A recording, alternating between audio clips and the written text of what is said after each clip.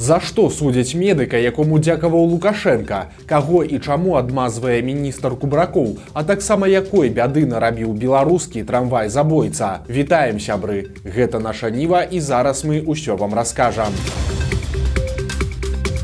Спачатку падзяка ад Лукашэнкі, а цяпер турма. У Мінску пачаўся суд над высокімі чыноўнікамі ад медыцыны. Абвінавачаныя ўжо былы гендырэктар прадпрыемства «Белмедтэхніка» Дмітрый Страдзін і яго намеснік Максім Зайцаў. «Белмедтэхніка» займаецца імпартам медыцынскага абсталявання. Страдзін прыйшоў туды кіраваць адносна нядаўна, у 2020 годзе. Да таго ён быў галоўным урачом рэспубліканскай клінічнай бальніцы медыцынскай рэабілітацыі. За тую працу Страдзін нават атрымаў падзяку ад Лукашэнкі. Ён увогуле быў максімальна лаяльным кадрам. У тым жа 2020 годзе ён уваходзіў у выбарчую камісію, куды патрапіў ад беларускай асацыяцыі ўрачоў. Намеснік Страдзіна Зайцаў мае больш сціплую біяграфію. Ён не ўрач, а інжынер-забеспячэнец. Пераважна працаваў на Гомельшчыне, трохі ў Расіі, а з 18 года ў Белмедтэхніцы. У абавязкі Зайцева уваходзіла заключэнне дамоваў на пастаўкі тэхнікі і тавараў, а таксама ён сачыў за тым, як працавалі аддзелы закупак, зборкі і рознічнага гандлю прадпрыемства. Абодвух кіраўнікоў затрымалі напрыканцы 22-го альбо на пачатку 23-го года. Цяпер пачаўся суд. Страдзіна і Зайцева вінавацяць па двух артыкулах: у пастаўках неякаснага абсталявання і ў перавышэнні паўнамоцтваў. Праўда, невядома, ці знаходзяцца яны пад вартай, а таксама каго канкрэтна і ў чым вінавацяць. Сутнасць справы таксама трымаецца ў сакрэце. Прапаганда пакуль маўчыць і не заўважае працэс над чыноўнікамі, але ж абодвум мужчынам свеціць немалы тэрмін да 10 гадоў турмы. Прычым папярэдніка Страдзіна на пасадзе дырэктара Белмедтэхнікі таксама пасадзілі. Раней прадпрыемствам кіраваў Александр Шарак. Ён набраў хабараў на некалькі сотень тысяч даляраў і ў 2020 годзе атрымаў 6,5 гадоў калоніі. Падчас ператрусу ў гаражы дырэктара знайшлі больш за 600 тысяч даляраў. Падобна, што ад надзейнага Страдзіна Лукашенка чакаў прыстойнасці, але ж, як бачым, зноў прамахнуўся. У выніку кіраваць пастаўкамі медабсталявання паставілі самага надзейнага па мерках Лукашэнкі чалавека – вайскоўца. Пасля затрымання Страдзіна на пасаду кіраўніка Белмедтэхнікі прызначылі Ігора Дземідзенку, былога першага намесніка дзяржаўнага военно-прамысловага камітэта. Лукашенка тады адзначыў, што ў Белмедтэхніцы нямала праблемаў і трэба наводзіць парадак. Менавіта гэтым тлумачылася назначэнне на пасаду ваеннага чалавека.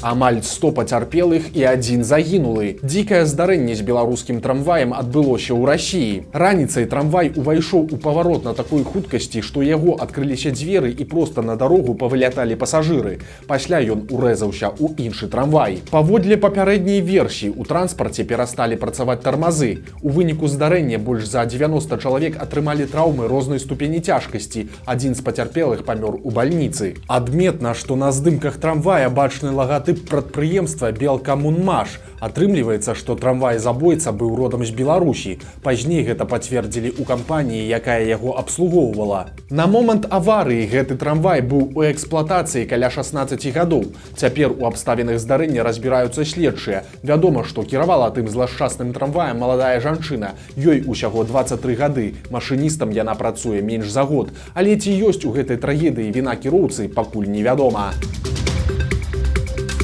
Адмазкі міністра і хітрая схема сілавікоў. Працяг скандальнай гісторыі пра капітана міліцыі, які кіраваў бандай налётчыкаў. Тут нагадаем, што нядаўна сілавікі затрымалі цэлую шайку, якая рабавала фуры. Па нашай інфармацыі, лідарам налётчыкаў быў малады капітан крымінальнага вышуку з Докшыцаў Міхаіл Згірскі. Ён таксама затрыманы. Цяпер міністр унутраных спраў Кубракоў рашуча абвяргае датычнасць яго падначаленага да рабаванняў.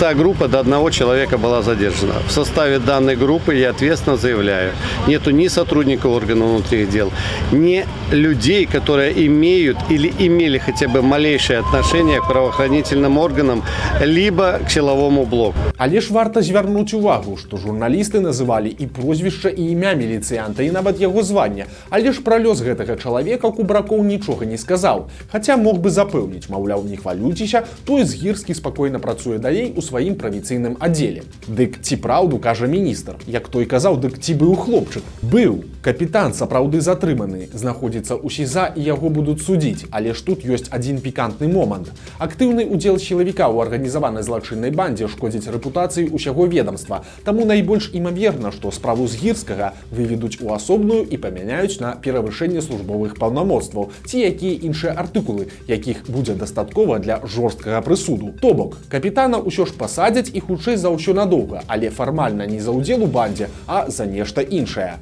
Былыя супрацоўнікі органаў пацвярджаюць, што судзіць сілавікоў асобна ад хаўруснікаў гэта распаўсюджаная практыка, ад якой рэдка адыходзяць пасля ганьбы на справе 19. Тады ўся Беларусь убачыла ў адной клетцы з наркабаронам Канстантінам Вілюгам афіцэраў КДБ і міліцыі. Таму цяпер сілавікоў, якія замараліся ў крымінале, караюць ціха, асобна і па зусім іншых абвінавачваннях, каб прыкрыць сваё ведомства. У выпадку са Згірскім ёсць і яшчэ адзін цікавы момант. Бацька Міхаіла Васіль Згірскі, паводле інфармацыі Белпола, таксама міліцыянт. Ён маёр у адстаўцы, чыя апошняя пасада начальнік крымінальнага вышуку шаркаўшчынскай міліцыі. Таксама нам дакладна вядома, што з асабовым складам докшыцкіх сілавікоў цяпер актыўна працуюць следчыя і службы ўнутранай бяспекі. Усе супрацоўнікі мясцовай міліцыі на час следства далі распіскі аб неразгалошванні.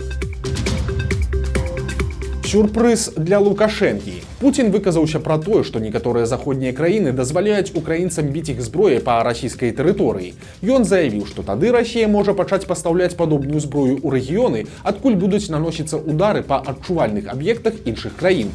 Якія гэта рэгіёны Путін не назваў, але можна меркаваць, што ён меў на ўвазе ў тым ліку і Беларусь. Беларусь адзіная краіна з ягоных блізкіх саюзнікаў, якая непасрэдна мяжуе з НАТО і з тэрыторыі якой сапраўды зручна пагражаць Польшчы і краінам Балтыі. Раней ужо было прынята рашэнне аб размяшчэнні на тэрыторыі Беларусі тактычнай ядзернай зброі, і яна, як мяркуецца, ужо ў Беларусь дастаўленая. А цяпер яшчэ і ходзяць чуткі пра стварэнне ў Беларусі расійскай вайсковай базы. І калі дадатковая зброя будзе для Лукашэнкі сюрпрызам прыемным, то пастаянная вайсковая база расіян ужо не вельмі.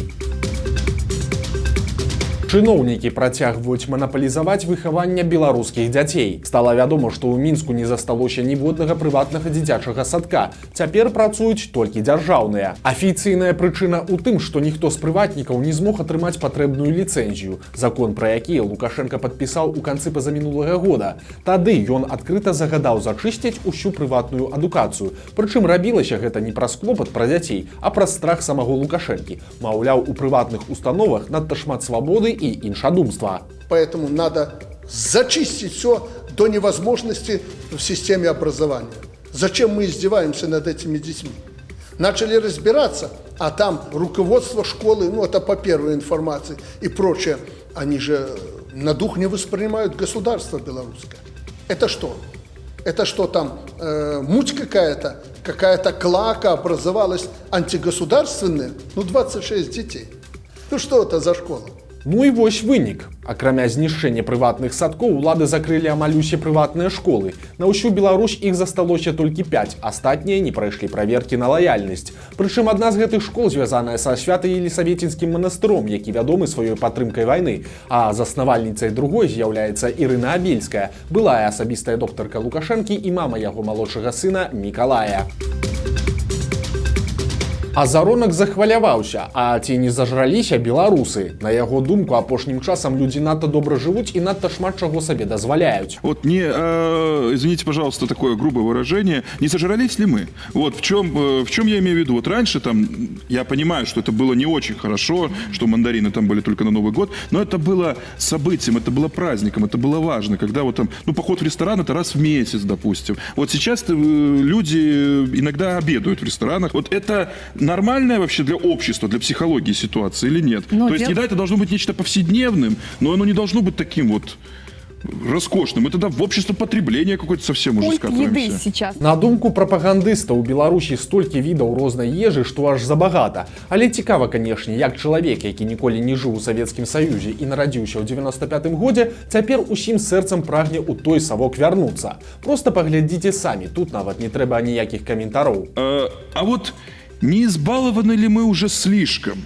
Вот 10 сортов колбасы. Вот 15 сортов сыров. Ну, я не знаю, кто их попробовал, все 15. Это только белорусские. А тут еще есть всякие зарубежные, а тут еще наши аналоги зарубежных. И вот санкции нам ввели, мы круче сделали эти швейцарские с плесенью и так далее. А вот, а зачем столько? Стала вядома асоба яшчэ аднаго беларуса, які рыхтаваў дыверсію ў Польшчы. Нядаўна палякі затрымалі некалькіх чалавек, якіх абвінавацілі ў працы на расійскую разведку і якія нібыта планавалі падпалы гандлёвых цэнтраў і іншых публічных будынкаў. Двое з дыверсантаў былі беларусамі. Цяпер байпол высветліў, хто яны. Адзін з затрыманых 35-гадовы ураджэнец Баранавічаў Андрэй Белы. Ён былы міліцыянт, 4 гады адслужыў у ППС, адкуль быў звольнены ў 2014 годзе за парушэнне умоў кантракту.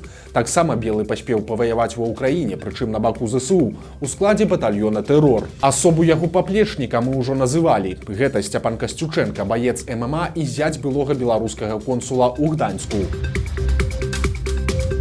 Пакрыўджаная жонка адпомсціла мужу. Раніцай Мінчук спусціўся да сваёй машыны і ўбачыў жудасную карціну. Яго аўто, што стаяла каля пад'езда, было ўсё падрапанае і распісанае пагрозамі. Нехта напісаў на машыне: «Гэта толькі пачатак, убачымся ў судзе, наймі добрага адваката». Але мужчына вырашыў звярнуцца не да адваката, а ў міліцыю. Эксперты знайшлі адбітак рукі на паверхні машыны і хутка даведаліся асобу злачынцы. Аказалася, што гэта хуліганства здзейсніла жонка мужчыны. Цяпер яны разводзяцца, і жанчына такім чынам вырашыла адпомсціць свайму будучаму былому мужу.